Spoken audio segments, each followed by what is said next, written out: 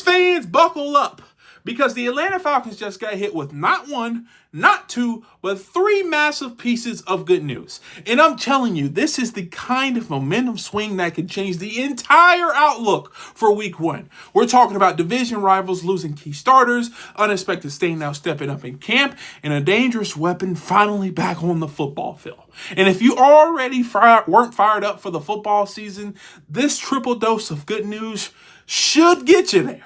Now let's dive in.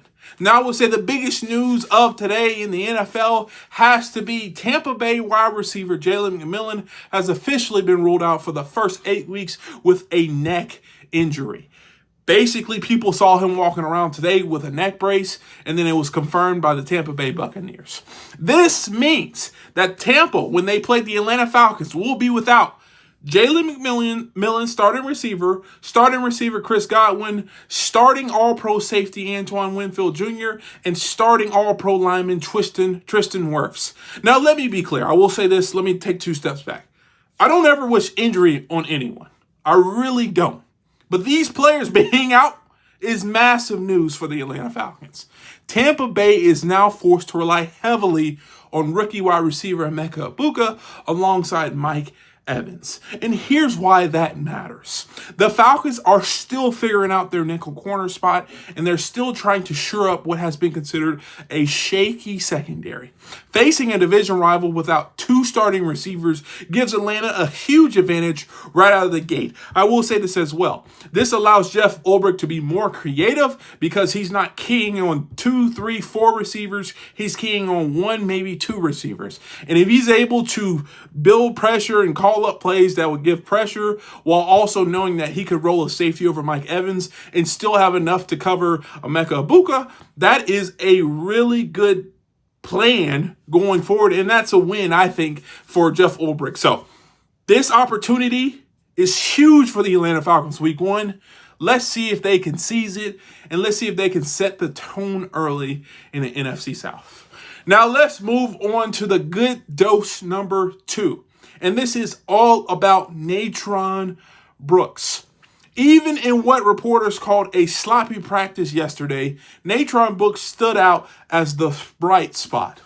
Taryn Wack reported that Brooks picked off Kirk Cousins in 11-on-11 drills, jumping in front of Jesse Matthews and taking it all the way back for a pick 6. And don't forget, he also had the Falcons' only interception in preseason against the Tennessee Titans. This isn't a fluke. Brooks is stacking days, making plays, and showing he's more than just camp depth. With A.J. Terrell and Mike Hughes leading the cornerback room, Brooks is emerging as a reliable option that gives the Falcons something that they badly need: depth at their biggest question mark. And if he keeps this up, Brooks might not just be on the roster, but he could be a difference maker in 2025. I am a big fan of Natron Brooks, and this only helps the Atlanta Falcons going forward if he's successful. So Falcons fans, let's get on the Natron Brooks train and hope that he goes full speed to help the Falcons next year. Finally, I will say this, dose number 3. Many people might not be talking about this, and this might not be headline news, but Jamal Agnew is finally back at practice. Agnew missed both joint practices with the Tennessee Titans in the preseason game, but his return is sneaky a big deal. He's one of the best return men in the NFL, a proven special teams weapon, and the kind of player who can flip the field instantly. And here's the thing.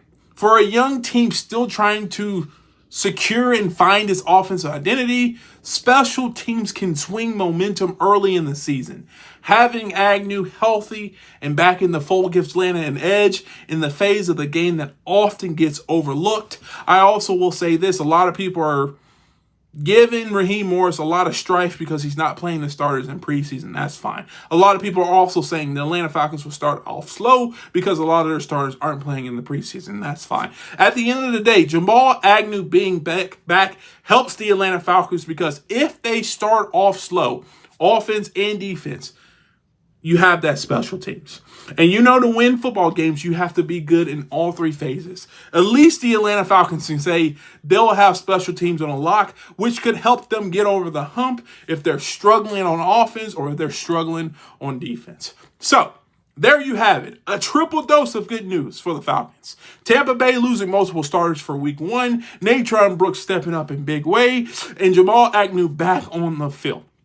All of this adds up to the momentum in Atlanta's favor for the regular season. As you know, the NFC South is wide open right now. The Falcons are looking mean, fiery, and ready to take control. But do you think so?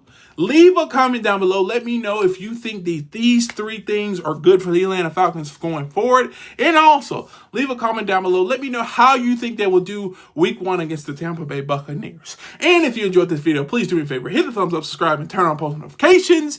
And if you want to see more videos like this, check this one out right here. And like always, peace.